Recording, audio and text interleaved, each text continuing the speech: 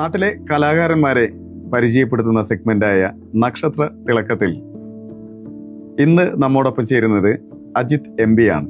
അജിത്, നമസ്കാരം. എന്താണ് വിശേഷം? നല്ല വിശേഷം. അജിത് ഒരു തെറാപ്പിസ്റ്റ് ആണ്.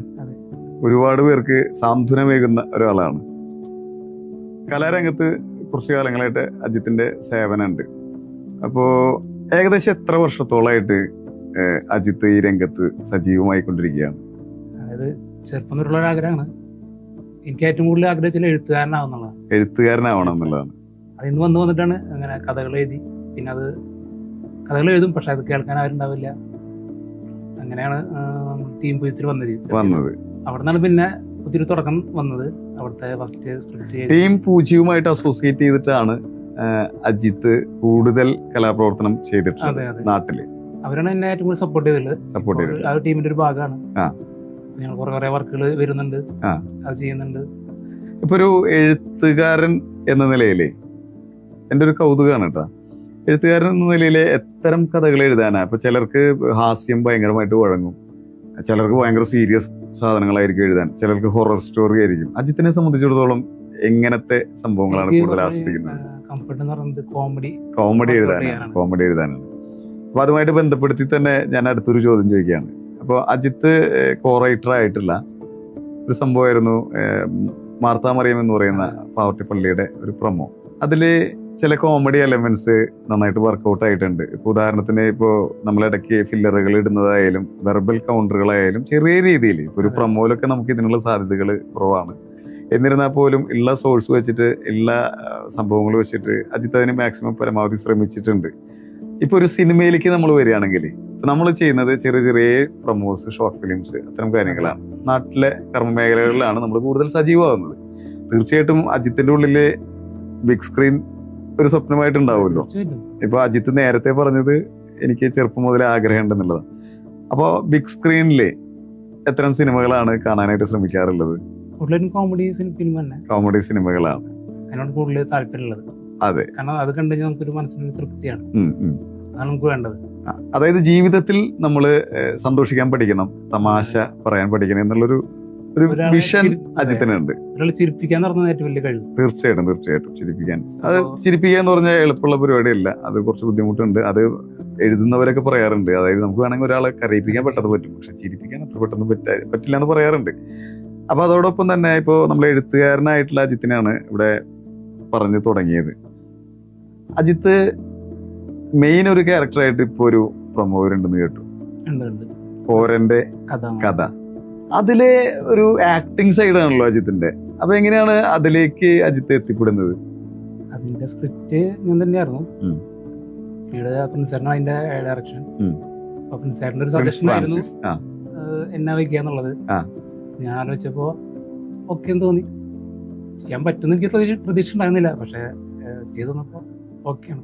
അതിനോട് ബന്ധപ്പെടുത്തി വേറൊരു കാര്യം കൂടി ചോദിക്കുകയാണ്. ഇപ്പോ ഒരു മതസൗഹാർദ്ദത്തിന്റെ ഒരു അന്തരീക്ഷം നാട്ടില് പലപ്പോഴും നമ്മൾ പല വിഷയങ്ങളും കാണാറുണ്ട്. കാരണം കാലഘട്ടം മാറുന്നതിനനുസരിച്ച് അതിൽ പല വിഷയങ്ങൾ വരുമ്പോൾ വർഗീയപരമായിട്ടൊക്കെ ആളുകൾ അടിച്ചു പിരിയുന്ന ഒരവസ്ഥകളൊക്കെ ഉണ്ടാവാറുണ്ട്. പക്ഷെ അജിത്ത് പലപ്പോഴും ഞാൻ ശ്രദ്ധിച്ചിട്ടുള്ളത് നാട്ടിലെ തിരുനാൾ പ്രമുഖകളുടെ പിന്നിലും മറ്റ് സംഘടനകളുടെ പുറകിലൊക്കെ ജാതിമത രാഷ്ട്രീയ ഭേദമന്യേ സഹകരിക്കുന്ന ഒരാളായിട്ട് എനിക്ക് തോന്നാറുണ്ട്. അതൊരു മാനവികതയുടെ ഒരു സന്ദേശമാണ്. അതായത് കലയിലൂടെ ആളുകൾ തമ്മിൽ ഐക്യപ്പെടുക എന്ന് പറയുന്ന ഒരു പ്രോസസ്സാണ് അവിടെ നടക്കുന്നത്. ആരാണ് അങ്ങനെ ഒരു ചിന്തയ്ക്ക് ഒരു റോൾ മോഡൽ എന്ന് പറയാനുള്ളത്? തീർച്ചയായിട്ടും കോളേജ് ലൈഫിലാണ് അങ്ങനെ ഒരു മാറ്റം വന്നത്.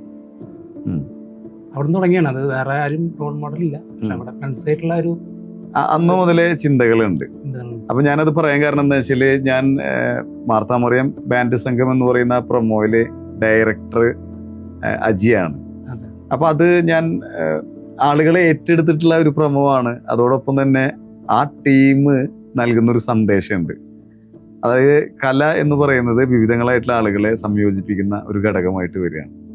വേറൊരു കാര്യം അജിത്തിനെ കുറിച്ച് കേട്ടത്, അജിത്ത് ഒരു ഫിലിം ക്ലബിന്റെ ഭാഗമായിരുന്നു എന്നുള്ളതാണ്. ഇപ്പൊ നാട്ടില് ഇപ്പോ നമ്മളെ സംബന്ധിച്ചിടത്തോളം ഒരുപാട് ഫിലിം ക്ലബ്ബുകളുണ്ട്, പക്ഷെ വളരെ സജീവമായ ഒരു ഫിലിം ക്ലബിന്റെ ഭാഗമായിട്ട് വരികയും അതിലൂടെ കലാപ്രവർത്തനത്തിലേക്ക് കടക്കുകയും ചെയ്ത ഒരാളാണ് അജി. എങ്ങനെയായിരുന്നു ഫിലിം ക്ലബിന്റെ പ്രവർത്തനങ്ങളൊക്കെ? അത് ഞാനൊരു ഫ്രണ്ട് ജയ്ഫ് എന്നൊരു ഫ്രണ്ട് ഉണ്ട്, ഞങ്ങളെല്ലാം കൂടി തുടങ്ങിയതാണ്. ആർട്ട് സ്ക്രീൻ എന്ന അതിന്റെ പേര്. എന്തായിരുന്നു? Art screen. Art screen. അന്ന് തുടങ്ങി. അന്ന് കുറച്ച് പേരൊക്കെ ഉണ്ടായിരുന്നു. പക്ഷെ അത് വളരെ കുറച്ച് സമയം പോയുള്ളൂ. അത് വെച്ചാൽ വല്ലാണ്ട് മുന്നോട്ട് പോയില്ല. പിന്നെ അവിടെ ചെല്ലാം അവസാനിപ്പിക്കേണ്ടി വന്നു. പക്ഷെ ഉള്ളില് എപ്പോഴും ഇത് എന്തൊക്കെയായിരുന്നു അതിന്റെ പ്രവർത്തനങ്ങൾ? എന്തെങ്കിലും ഫിലിം ഫെസ്റ്റിവൽ പോലുള്ള പരിപാടികളോ അല്ലെങ്കിൽ ഞങ്ങള് ഡോക്യുമെന്ററി അങ്ങനെയാണ് ഉദ്ദേശിച്ചിട്ട് തുടങ്ങിയതാണ്. Documentary, short film. എത്ര അംഗങ്ങൾ ഉണ്ടായിരുന്നു? ഒരു 10 പേരൊക്കെ ഉണ്ടായിരുന്നു. 10 പേരുണ്ടായിരുന്നു. പക്ഷെ അത് അധികം മുന്നോട്ട് പോയില്ല. പക്ഷെ നമുക്ക് ആഗ്രഹം അവിടെ കിടക്കുന്നുണ്ടായിരുന്നു. അങ്ങനെ എന്താ പറയാ, അജിത്തിന്റെ വീട്ടില് തന്നെ അജിത്തിന്റെ റൂട്ടിൽ സഞ്ചരിക്കുന്ന അനിയന്മാരോ ചേട്ടന്മാരോ അങ്ങനെ ഒരു പാരമ്പര്യം അവകാശപ്പെടാനുണ്ടോ അജിത്തിന്? അങ്ങനെ ആരുമില്ല. ഇല്ല. സ്കൂളിൽ പഠിക്കുമ്പോ നമ്മള് അങ്ങനെ എന്തെങ്കിലും മത്സരത്തിൽ പങ്കെടുക്കുകയോ അങ്ങനെയുള്ള ചോയ്സുകളൊക്കെ അന്ന് അതിലൊക്കെ സജീവമായിരുന്നു? ഉണ്ടായിരുന്നു, പക്ഷെ ഒന്നിനും പങ്കെടുത്തിട്ടില്ല. പല ആളുകളും പറയണത് ഞാൻ കേട്ടിട്ടുണ്ട്. ഞാൻ സ്കൂളിൽ പഠിക്കുമ്പോഴേ അങ്ങനെ ഞാൻ എഴുതുന്ന ഒരാളായിരുന്നു. പിന്നീട് അത് ഒരു മീറ്ററിൽ എത്തുമ്പോഴാണ് ആളുകളോട് പറയാൻ പറ്റുള്ളൂ. അങ്ങനെ പറഞ്ഞിട്ടുള്ള ആളുകളൊക്കെ ഉണ്ട്. അപ്പൊ അത്തരത്തിൽ സ്കൂളിൽ യാതൊരു കാര്യത്തിലും സജീവമായിരുന്നില്ല. അപ്പൊ എഴുത്തിനോട് പെട്ടെന്നൊരു സുപ്രഭാതത്തിൽ ഒരു താല്പര്യം തോന്നുകയാണ് ഡിഗ്രി പഠനകാലത്ത്. ഇഷ്ടമായിരുന്നു. കാരണം ഞാൻ കുറെ ഡയറി എഴുതും. അതിന് വായിക്കുമ്പോ ചിലപ്പോ വായിക്കുമ്പോ ചിരി വരും, ചിലപ്പോ വിചാരിക്കും. ഈ ഒരു സ്ക്രിപ്റ്റ് എഴുതുകയെന്ന് വിചാരിക്കുക. ഉദാഹരണത്തിന് നമ്മള് 10ാം ക്ലാസ്സിലെ പാത്തുമ്മയുടെ ആട് നമ്മൾ വായിക്കുമ്പോൾ തന്നെ നമുക്കൊരു വിഷ്വലൈസേഷൻ കിട്ടും. അപ്പൊ എന്നെ സംബന്ധിച്ചിടത്തോളം ഞാനത് വായിക്കുമ്പോൾ തന്നെ ചിരിക്കും. അങ്ങനെ നമ്മൾ അത്തരം കഥകൾ എഴുതുമ്പോൾ റൈറ്റർ എന്ന നിലയ്ക്ക് എങ്ങനെയാണ് അതിന്റെ ആസ്വാദനം? ഭയങ്കരമായിട്ട് ചിരിക്കാറുണ്ടാ? വീട്ടിലൊക്കെ ഒറ്റയ്ക്ക് ഇരുന്ന് ചിരിക്കുന്ന അവസ്ഥകൾ ഉണ്ടായിട്ടുണ്ടാ?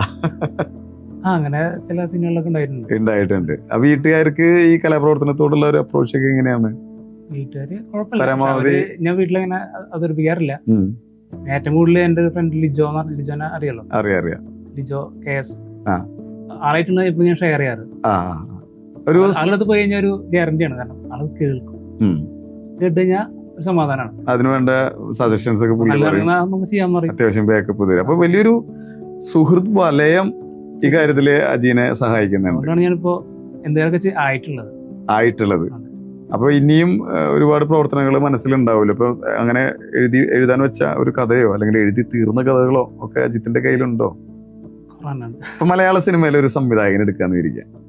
ഒരു സംവിധായകൻ അജിക്ക് അവസരം തരണം എന്നുണ്ടെങ്കിൽ, ഒരു സ്ക്രിപ്റ്റ് അജിയുടെ ഒരു സംവിധായകൻ ചോദിക്കണം എന്നുണ്ടെങ്കിൽ ഏത് സംവിധായകനാണ് അജി ചൂസ് ചെയ്യുക? വിപിൻ ദാസ്. അതായത് ഇപ്പൊ വാഴ എന്ന് പറയുന്ന സക്സസ്ഫുള്ളി റണ്ണിങ് ആയിട്ടുള്ള വിപിൻ ദാസ് ഉണ്ട്.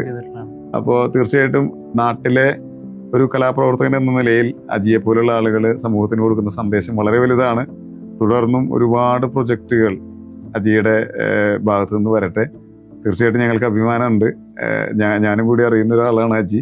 വരും കാലങ്ങളിലൊക്കെ നല്ല നല്ല പ്രൊജക്റ്റുകളുമായിട്ട് സമൂഹത്തിൽ നിറഞ്ഞു നിൽക്കാൻ, ഒപ്പം തെറാപ്പിസ്റ്റ് ആയിട്ടുള്ള ഒരു പ്രൊഫഷണൽ ലൈഫ് വളരെ വിജയകരമായിട്ട് കൊണ്ടുപോകാനും അജിക്ക് സാധിക്കട്ടെ എന്ന് ഹൃദയപൂർവ്വം ആത്മാർത്ഥമായിട്ട് ആഗ്രഹിക്കുകയാണ്. എല്ലാവിധ ആശംസകളും. Thank you so much.